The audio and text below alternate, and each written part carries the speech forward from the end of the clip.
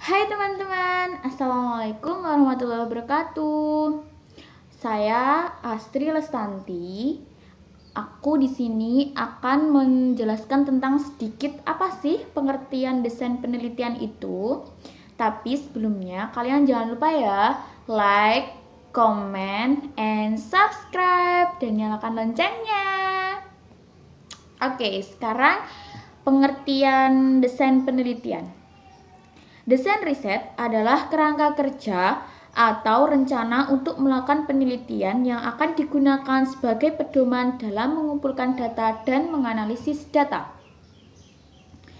Setelah itu, beberapa jenis desain penelitian. Penelitian eksploratory, desain riset yang lebih menekankan pada pengumpulan ide-ide dan masukan-masukan. Hal ini khusus berguna untuk memecahkan masalah yang luas dan samar menjadi submasalah yang lebih sempit dan lebih tepat.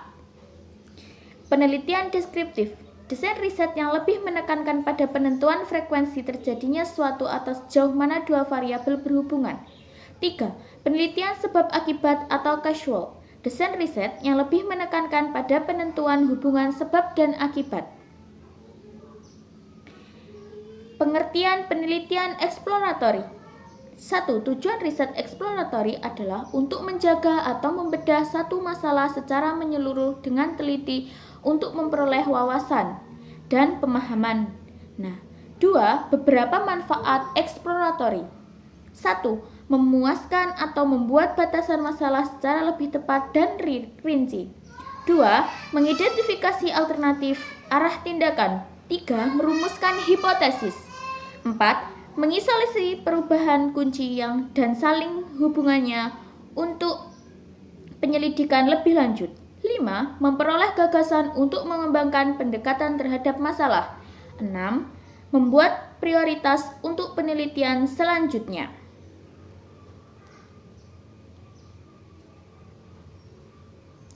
Penelitian deskriptif. Tujuan riset deskriptif adalah menjelaskan suatu topik yang biasanya berupa fungsi atau karakteristik objek penelitian, menjelaskan karakteristik kelompok petani atau buruh tani dan sebagainya. Estimasi persentase petani dengan perilakunya dalam memilih bibit padi yang unggul. 4. Menentukan persepsi petani terhadap karakteristik bibit jadi. 4. Menentukan persepsi petani terhadap karakteristik bibit padi. 5. Menentukan hubungan perubahan perilaku menanam padi, misalnya menanam secara berkelompok. 6. Membuat prediksi yang spesifik, misalnya prediksi produksi padi di hamparan lahan sawah tertentu. Contoh penelitian deskriptif.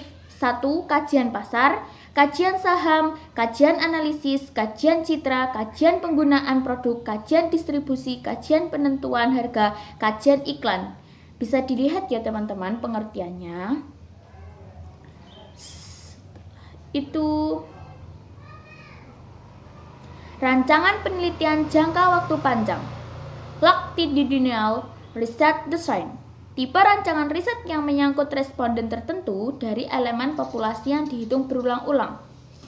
Responden tetap sama sepanjang penelitian sehingga dapat memberikan gambaran yang mencerminkan ilustrasi suatu situasi dan perubahan secara jelas sepanjang jangka waktu penelitian.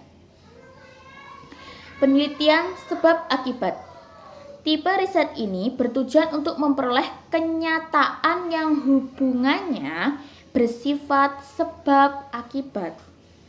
2. Untuk mengetahui perubahan yang menjadi penyebab independen variabel dan berubah akibat pendekatan variabel dari suatu fenomena.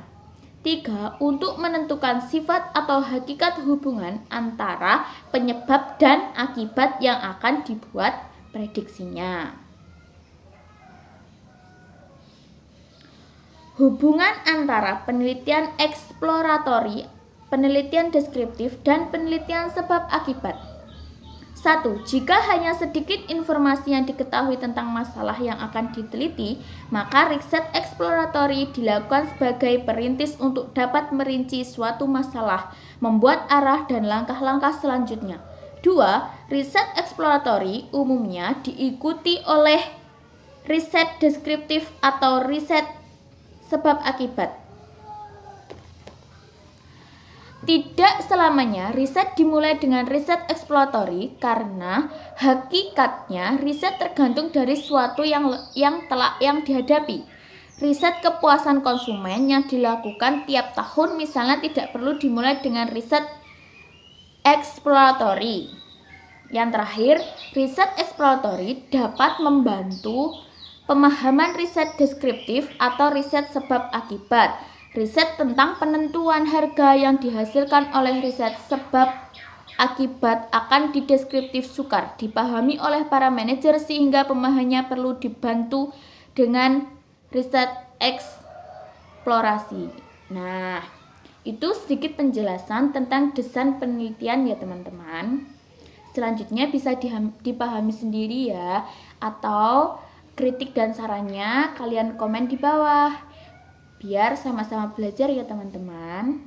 Cukup sekian. Wassalamualaikum warahmatullahi wabarakatuh.